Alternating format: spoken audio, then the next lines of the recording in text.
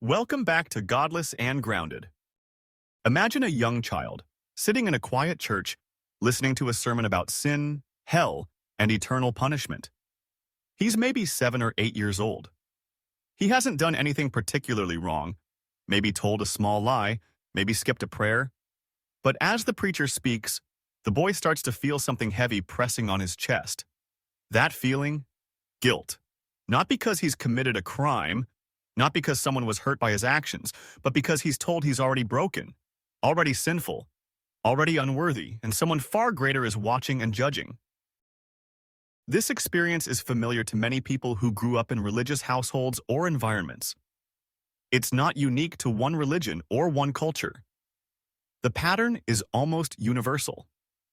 There's a God who created you, watches over you, loves you, so they say, but also holds you to a standard you can never fully meet. You're told that even your thoughts can condemn you, that doubting, questioning, even just being curious can be dangerous. You start to internalize this guilt, not because you've done something wrong, but because you exist as you are. And here's where the dynamic begins to mirror something deeply toxic: gaslighting. Gaslighting is a form of psychological manipulation where someone causes you to doubt your own perceptions, memories, or sense of reality.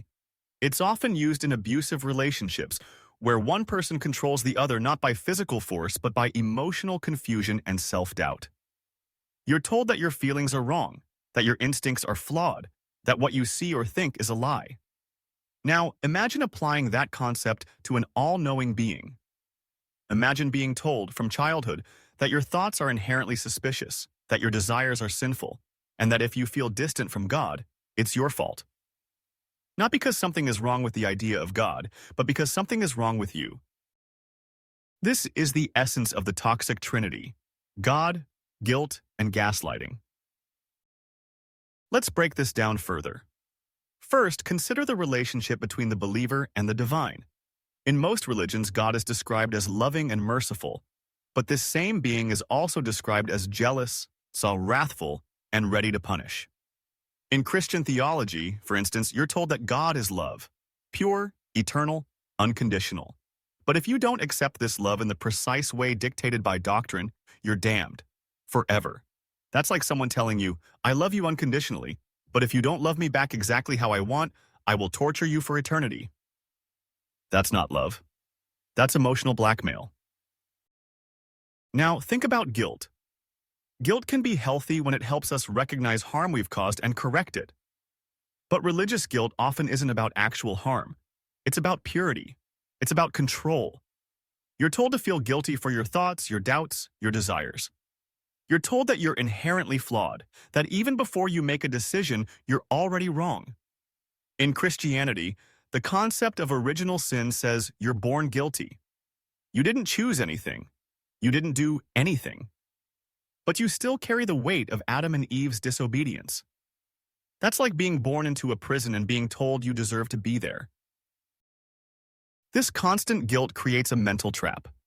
You feel shame for who you are, but the only way to find relief is to run back to the very system that caused the shame. It's a self-feeding cycle. The guilt is the disease, and religion sells itself as the only cure. But the cure never actually arrives. You're always repenting, always confessing, always striving. And when you inevitably fall short, you blame yourself. Never the system. This mirrors the cycle of abuse seen in toxic relationships. And this is where gaslighting fits in. Gaslighting tells you that your own moral compass is broken, that your instincts are not to be trusted, that your questions are dangerous, that your doubts are evidence of weakness or rebellion. You're told that if you feel uneasy about something in Scripture or in the behavior of religious leaders, it's not because there's something wrong. It's because you lack faith. You're not spiritual enough. You're letting the devil in. You're sinning by thinking. Let's take a real-life example. A young woman grows up being told that homosexuality is a sin. She realizes in her teenage years that she's attracted to other women. Her religion tells her that this is wrong, not because of anything harmful, but because it violates a divine order.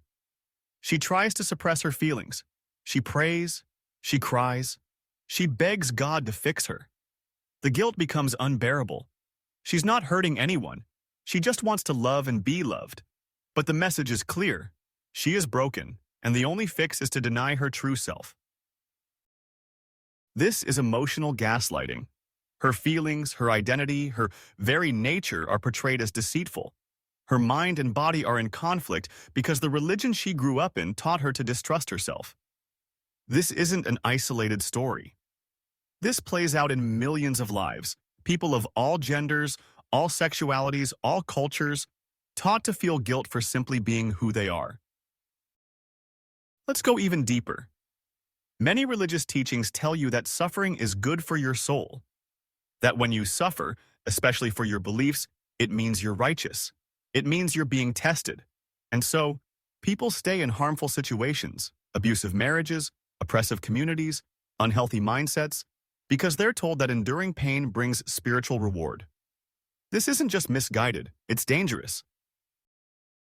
Religious guilt often convinces people to tolerate abuse, to stay silent when harmed, to blame themselves for trauma. After all, if God is in control and something bad happens, maybe you deserved it.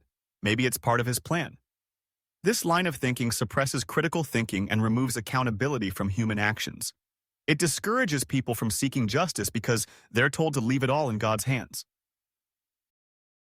But here's the problem.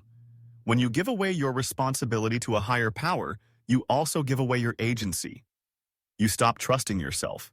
You start believing that you are powerless without divine approval, that you are incapable of goodness on your own, that your morality must be dictated from above.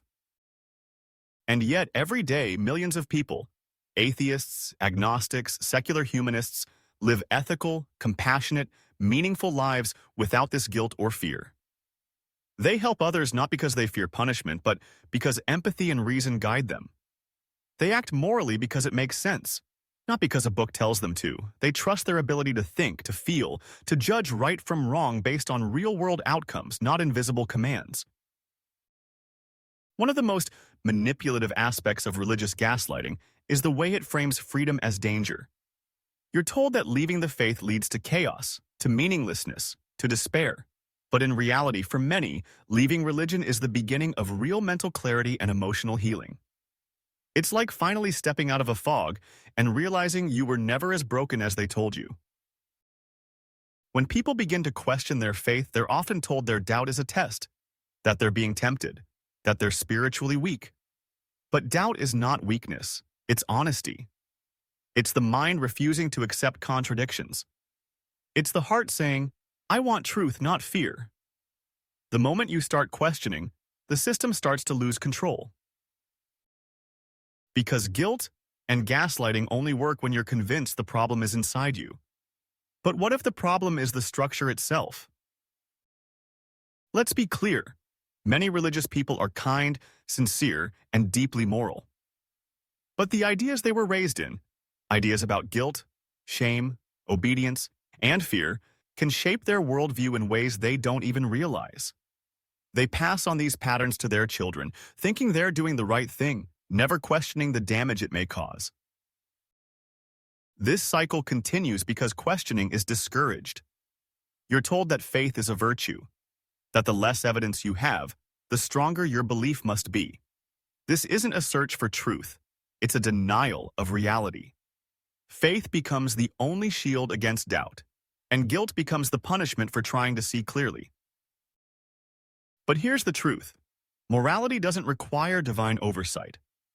Love doesn't require fear. And meaning doesn't require submission. You are capable of living a good life without guilt rooted in ancient texts. You are capable of making ethical choices without the threat of hell. You are capable of trusting yourself, your mind, your instincts, your conscience. And if any belief system tells you otherwise, it may be time to ask whether it's really helping you or controlling you.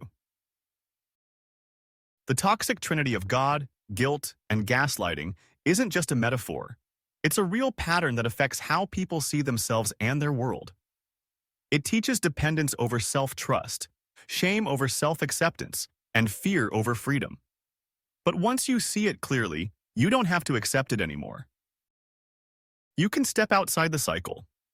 You can choose to live without the weight of invented guilt. You can reclaim your mind from the manipulation, And when you do, you'll find that the world doesn't fall apart.